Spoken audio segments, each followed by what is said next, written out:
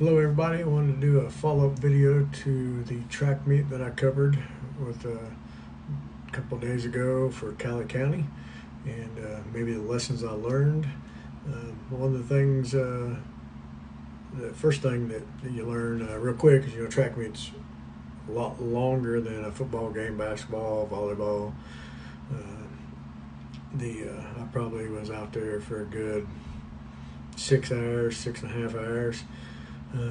Got there early, of course. The whole time I'm pretty much on my feet, moving back and forth around the field, around the track.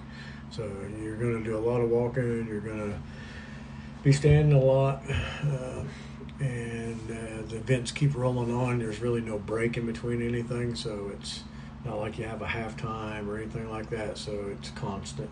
So be prepared for that.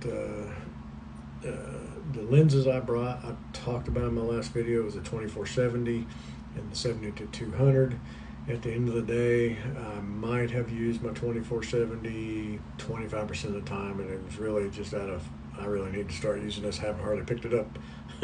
So it wasn't I needed. I could do just about everything with my 70-200. The only thing I think I'd like to try, if I had the exact same conditions with all the sunlight we had, I think I'd rather swap that 24-70 out for my 100-500.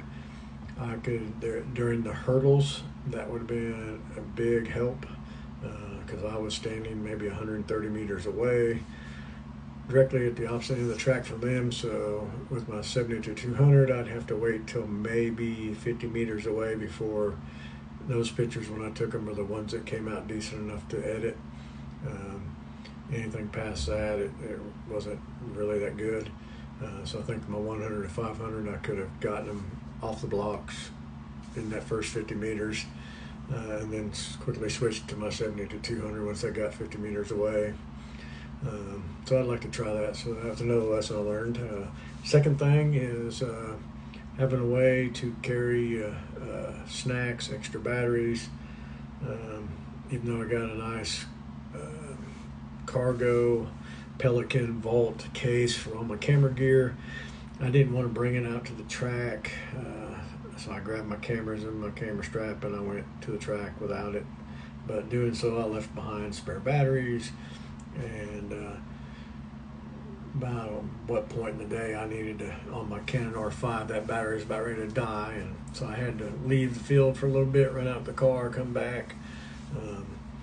But snacks, I didn't. About 3 o'clock in the afternoon, I was starving. I'm a diabetic, so I could feel my blood sugar dropping, and I needed to get something to eat. So having a fanny pack, I think, even though as goofy as those things look, I think would have been a big help.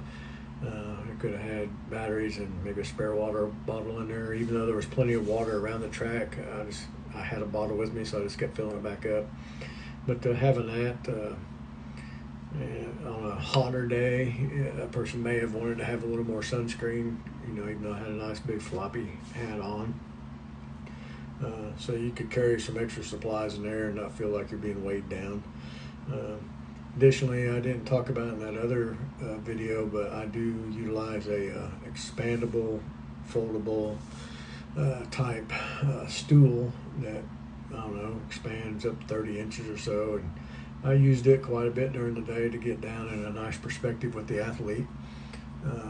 But after a while, it was hard plastic, so after a while, your rear end starts hurting from sitting on plastic for as long as you do. And then, so I think I'm going to try to fashion up maybe some padding that I can Velcro on the top or something, for those long meets like that if I get a chance to do a track meet again. So another thing I learned is, even though I had a schedule of events in what order they're going to be start running these things, from field events to the running events,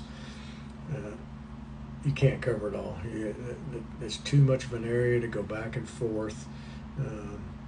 Even though the field event started at 11, I had an hour and a half just to dedicate on field events, but discus and javelin were pretty close together. High jump and long jump were around a fence, through another gate to get over to it. So it was hard getting back and forth. And then The other thing that would have helped out a lot had I got with one of the coaches and asked for a list of entries, what events they're actually going to be in, because I'm at one point was standing over by the long jump just waiting to see somebody get up there that had a Cali shirt on, and they didn't have any entry, so I was wasting my time standing there. So I mean, get a list of entries if you can. That way you kind of can figure out, looking at your list, okay, I need to go over here because we've got an entry over here. I didn't have none of that, so, and then I didn't, well, early on I realized that another school that I take pictures for a lot, Southwestern College up in Winfield, and they were there. So I was trying to do two different schools just because that's who I normally take pictures for. So I was kind of doing two schools at once, doing the best I could there. So, but you'll find out you can't catch it all. But that's the things I learned. I know I got some followers on here that do sports photography and are starting into it or got questions. You know, there's what I learned. So anyhow, it's late. Just got off work down here in Oklahoma City. It's after midnight, I believe. I'm going to bed. Y'all have a good night. Bye.